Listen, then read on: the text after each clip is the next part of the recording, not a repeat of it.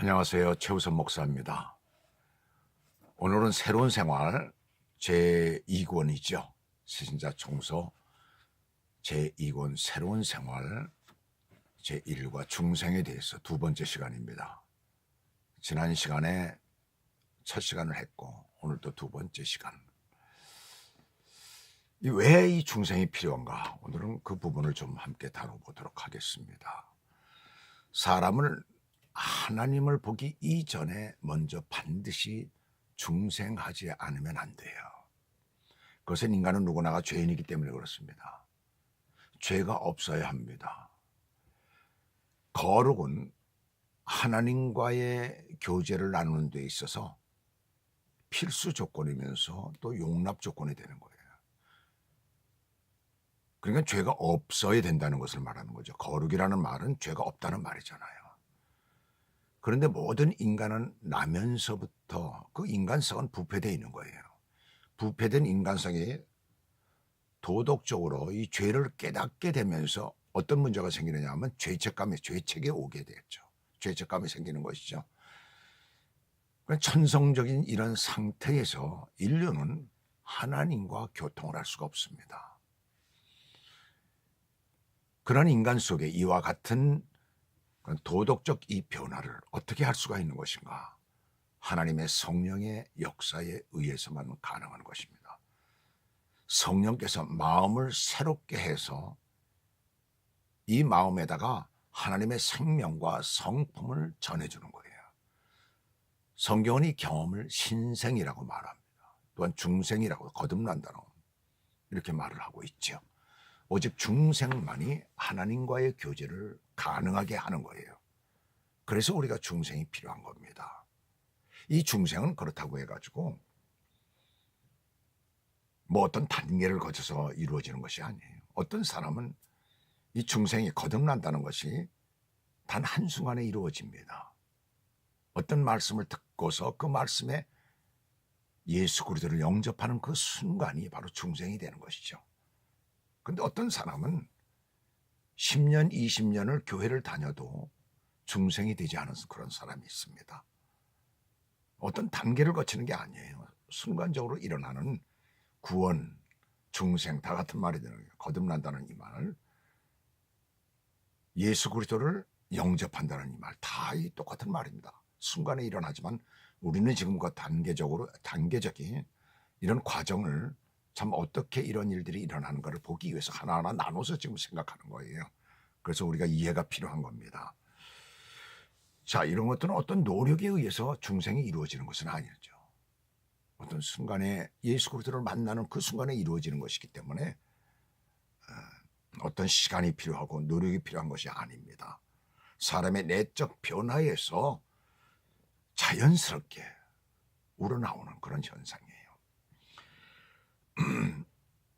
바로 이 새로운 생활은 바로 이 거듭난 사람, 즉 중생한 사람이 이루어내는 그 삶을 말하고 있는 거예요.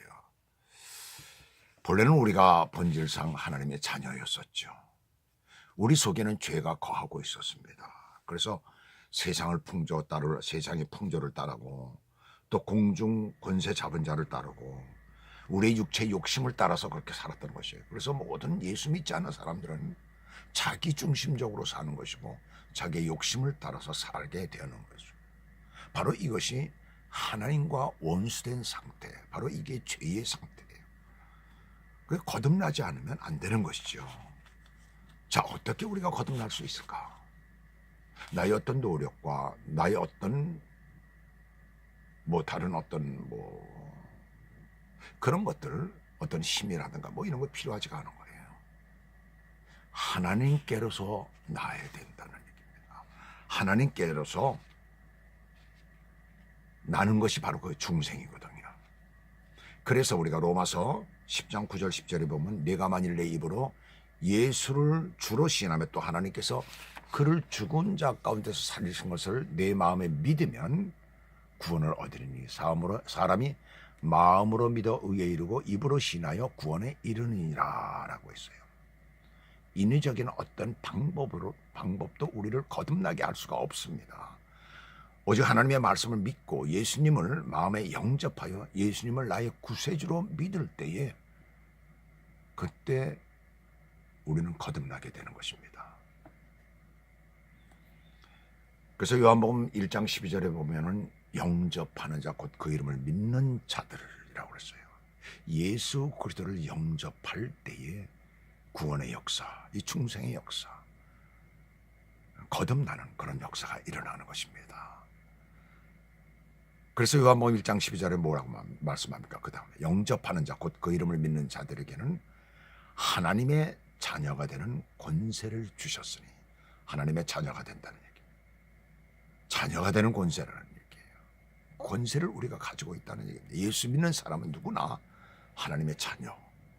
그래서 하나님을 하나님 아버지라고 부를 수 있는 그런 권세를 우리가 가지고 있습니다. 아무나 그렇게 부를 수 있는 게 아니죠. 예수 믿지 않는 사람이 어떻게 그렇게 부를 수가 있어요? 이제 하나님의 자녀가 됐다는 얘기입니다. 하나님의 자녀가 되면 우리 안에 누가 거해요? 성령이 우리 안에 거하시는 것입니다. 그래서 성령에 의해서 우리는 살게 되는 것이고, 성령에 의해서 우리의 삶은 인도하시는 대로 따라가야 되는 거예요. 바로 그런 삶을 사는 것이죠.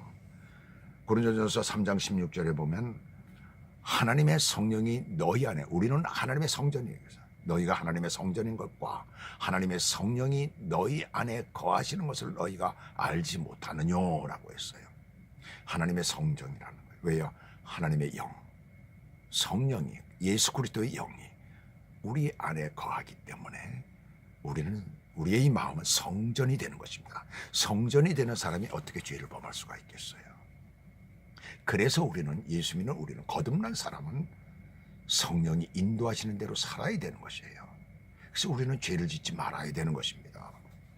그래서 죄에서 우리는 멀어져야만 되는 거예요. 유명한 스위스의 신학자였던 칼 바르트가 미국을 방문하던 날 수많은 기자들이 그를 인터뷰하기 위해서 찾아왔습니다. 이 세계의 위대한 신학자 칼 바르트에게 이런 질문을 던집니다. 당신이 평생 동안 신학을 연구하고 그리고 신학자가 되면서 발견한 가장 위대한 것이 무엇입니까? 당신의 신학은 무엇입니까? 라고 물어봤어요. 이때 이 세계의 위대한 신학자는 너무나 뜻밖의 아주 단순한 말을 했습니다. 그 대답을 이렇게 했어요. 하나님은 나를 사랑하셨습니다. 성경에 그것이 기록되어 있다는 그 사실이 내가 발견한 가장 놀라운 사실입니다. 그리고 찬송을 나직히 읊조리다를 합니다. 우리 찬송가에 있는 성경 내용이죠. 날 사랑하심, 날 사랑하심, 날 사랑하심, 성경에 써 있네. 하나님이 나를 사랑하신다는 사실. 그래서 예수 그리스도를 이 땅에 보내시고 그 예수 그리스도로 말미암아 내가 거듭났다는 것, 내가 구원을 받았다는 것, 이 놀라운 사실, 이것이 바로 예수 믿는 사람들, 바로 중생한 사람들입니다. 이런 사실을 아시고 오늘도 예수 그리스도 안에서 중생의 삶을 사시는 그런 여러분들이 되시길 주님의 이름으로 축원합니다. 감사합니다.